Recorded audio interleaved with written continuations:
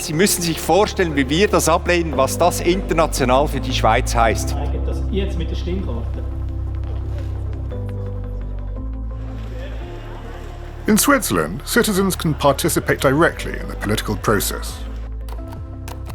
They can usually vote 4 times a year on issues that affect the whole of Switzerland, their canton, or their municipality. Switzerland is home to the most referendums in the world. What does this mean for politics?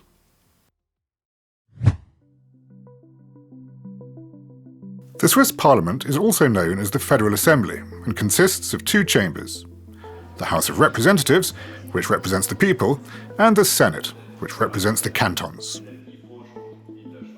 The 200 seats in the House of Representatives are distributed among the cantons according to the size of the population. Ja bedeutet Annahme der Motion, Nein heißt Ablehnung der Motion. The 46 seats in the Senate represent the cantons. Most cantons send 2 people to the Senate, while some send 1 for historical reasons. This system gives more weight to small cantons with few inhabitants. Parliament thus has a total of 246 members. These are elected by the citizens every 4 years. Switzerland is considered a concordance democracy because all the major parties traditionally send ministers to the government.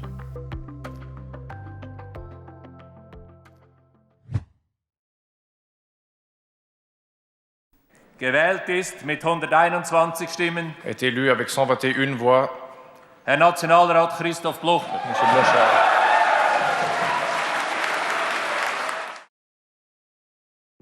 The parties with the highest voter shares are also represented in the government. Unlike in other countries, Switzerland is not governed by a president, but by 7 federal councillors. They all head their own ministry. The federal councillors are members of different parties and form a collegial body that takes its decisions at the weekly Federal Council meeting. The odd number of federal councillors ensures that there is never a stalemate. The Swiss presidency rotates among the 7 government ministers every year.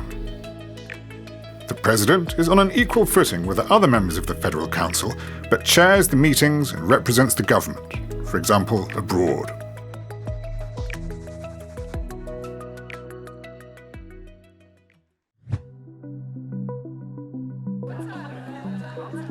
An important instrument of direct democracy is the popular initiative. Citizens can use it to demand an amendment to the federal constitution. At least 100,000 signatures must be collected within 18 months for the initiative to be put to a popular vote. What happens if a vote conflicts with international human rights? In 2009, for example, voters backed a popular initiative banning the construction of minarets in Switzerland, despite a clear recommendation from government and parliament to reject it.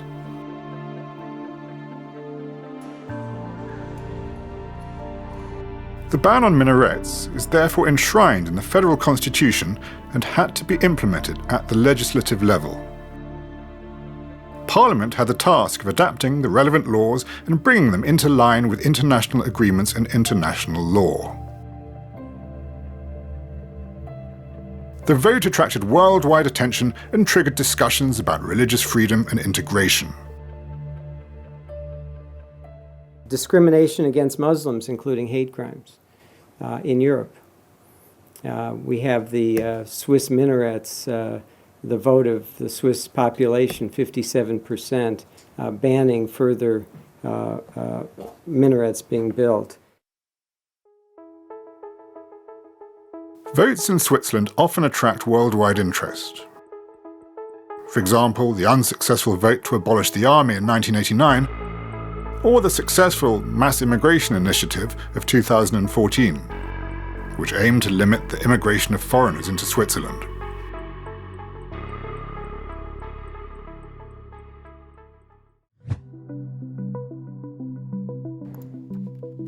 Another important instrument of direct democracy is the referendum. A mandatory referendum is a popular vote that is required if Parliament and the government want to change the constitution, or if they want to join an international organisation such as the EU or NATO.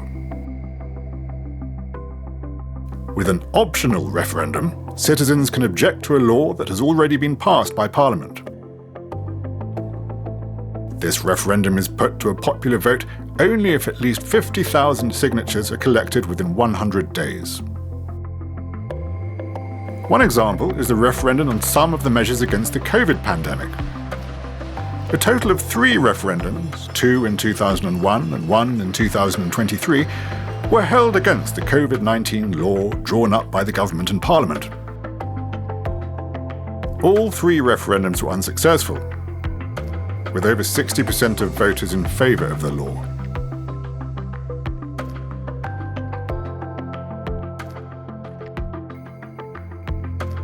These referendums were exceptional from a global perspective.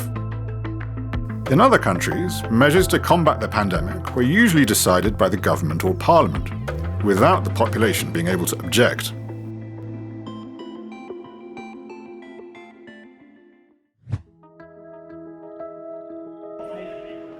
One of the oldest forms of direct democracy is the Landsgemeinde. Appenzell Innerrhodes and Glarus are the last 2 cantons where citizens gather in the open air once a year to decide on cantonal laws and expenditure. Appenzell Innerrhodes had to give women the vote in the early 1990s under pressure from the federal court, 20 years after its introduction throughout Switzerland. As recently as 1990, a majority of men voted against women's suffrage at the Landsgemeinde. Wer dem Landsgemeindeschluss nicht zustimmen will, der bezeugt mit der Hand. Zweite Mehr ist grössere Mehr, da stimmen wir für Ablehnung. This example shows that the power of those with political rights has an impact on that part of society that is not granted these rights.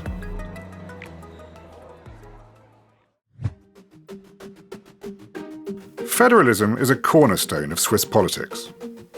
It means that political power is divided between 3 levels: government, cantons, and municipalities. Each level has its own competences. The Municipal Assembly is a direct democratic body in villages and smaller towns. All citizens who live in the municipality can vote and choose who lives in the municipality. The municipalities may take their own decisions as long as no cantonal or federal law contradicts them. This is known as the principle of subsidiarity. Alongside neutrality and federalism, direct democracy is part of Switzerland's national identity. Last but not least, this unique political system helps to keep the different languages and cultures together in the Confederatio Helvetica, the Swiss Confederation.